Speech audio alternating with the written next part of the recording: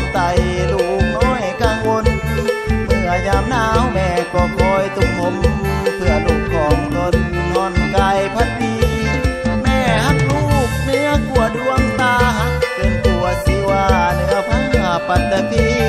อันสับสินเงินคำที่แม่มีตลอดทอดชีวีแม่บ่เคยใส่ใจมาบัดนี้ลูกซาบซึ้งถึงบุญคุณแม่